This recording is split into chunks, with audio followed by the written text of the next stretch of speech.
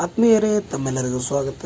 ಇವತ್ತಿನ ವಿಡಿಯೋದೊಳಗೆ EMRS list ಹೇಗೆ check ಮಾಡೋದನ್ನೋದು ತೋರಿಸ್ಕೊಡ್ತೀನಿ. ಮೊದಲು ಗೂಗಲ್ ಓಪನ್ ಮಾಡಿಬಿಟ್ಟು KEA ಹೋಮ್ ಅಂತ ಟೈಪ್ ಮಾಡಬೇಕಾಗುತ್ತೆ. ಸೊ ಟೈಪ್ ಮಾಡಿದ್ಮೇಲೆ ಒಂದು ಡಿಸ್ಪ್ಲೇ ಆಗುತ್ತೆ, ಒಂದು ಪೇಜ್. ಸೊ ಮೊದಲನೇ ವೆಬ್ ಮೇಲೆ ಕ್ಲಿಕ್ ಮಾಡಿಬಿಟ್ರೆ KEA ಪರೀಕ್ಷೆ ಪ್ರಾಧಿಕಾರ ಅಂತೇಳಿ ಒಂದು ವೆಬ್ಸೈಟ್ ಓಪನ್ ಆಗುತ್ತೆ. ಸೊ ಈ ಒಂದು ಹೋಮ್ ಪೇಜ್ ಒಳಗೆ ನೀವು ಏನು ಮಾಡಬೇಕಾಗುತ್ತೆ, ಈ ಒಂದು EMRS ಮೊದಲನೇ ರ್ಯಾಂಕ್ ಪಟ್ಟಿ ಲಿಸ್ಟನ್ನು ಈ ಒಂದು ವೆಬ್ಸೈಟ್ ಮೂಲಕ ನೋಡಬೇಕಾಗುತ್ತೆ.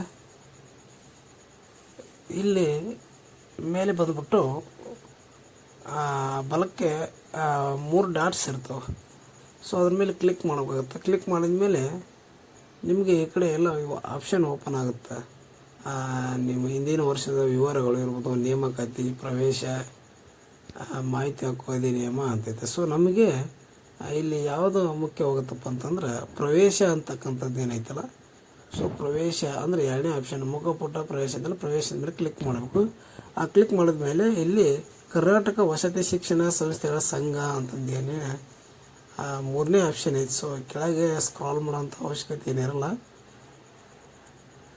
ಇಲ್ಲಿ ನೋಡ್ರಿ, ಕರ್ನಾಟಕ ವಸತಿ ಶಿಕ್ಷಣ ಸಂಘ ಅಂತ ಅದರ ಮೇಲೆ ಕ್ಲಿಕ್ ಮಾಡಿದರೆ ಇಲ್ಲಿ EMRS ಮೊದಲ ಸುತ್ತಿನ ಹಂಚಿಕೆ ಅಂತಂದೇನೆ ಆಪ್ಷನ್ ಏನೈತಲ್ಲ. ಸೊ ಮೊದಲನೇ ಆಪ್ಷನ್ ಮೇಲೆ ನಾವು ಏನು ಮಾಡೋಕೆ ಕ್ಲಿಕ್ ಮಾಡೋಕ್ಕಾಗುತ್ತೆ. ಸೊ ಕೆಳಗಡೆ ನಿಮ್ದು ಯಾವಾಗ ಅಪ್ಲಿಕೇಶನ್ ಸ್ಟಾರ್ಟ್ ಆಯಿತು, ಎಕ್ಸಾಮ್ ಬರೆದ್ರಿ, ಅದೆಲ್ಲ ಡೀಟೇಲ್ಸ್ ಇರುತ್ತೆ. ಸೊ EMRS ಮೊದಲ ಸುತ್ತಿನ ಹಂಚಿಕೆ ಅಂತಲ್ಲ, ಅದ್ರ ಮೇಲೆ ಕ್ಲಿಕ್ ಮಾಡಿಬಿಟ್ರೆ ಇಲ್ಲಿ 2 ಆಪ್ಷನ್ ಓಪನ್ ಆಗುತ್ತೆ. ಅದ್ರ ಮೊದಲನೇ ಆಪ್ಷನ್ ಮೇಲೆ ಕ್ಲಿಕ್ ಮಾಡಿದರೆ PDF ಓಪನ್ ಆಗುತ್ತೆ. ಸೊ ಆ PDF ಮುಖಾಂತರ ಏನು ಮಾಡ್ಬೋದು, ನಿಮ್ಮ ಒಂದು ವಿದ್ಯಾರ್ಥಿ ಅಥವಾ ನಿಮ್ಮ ಒಂದು ಮಗು ಯಾವ ರೀತಿಯಾಗಿ ಯಾವ ಸ್ಕೂಲಿಗೆ ಯಾವ ಡಿಸ್ಟಿಕಲ್ಲಿ ಅದು ಸೆಲೆಕ್ಟ್ ಆಗಿದೆ ಅಂತಕ್ಕಂಥದ್ದು ಸವಿವರವಾಗಿ ಅಲ್ಲೆಲ್ಲ ಕೊಟ್ಟಿರ್ತಾರೆ. ಸೊ ನೀವು ಈ ರೀತಿಯಾಗಿ EMRS ಮೊದಲ ಸುತ್ತಿನ ಒಂದು ಆಯ್ಕೆ ಪಟ್ಟಿ ಒಳಗೆ ನಿಮ್ಮ ಮಗುವಿನ ಒಂದು ಸೆಲೆಕ್ಷನ್ ರ್ಯಾಂಕ್ ಲಿಸ್ಟನ್ನು ನೀವು ನೋಡ್ಕೋಬೋದು.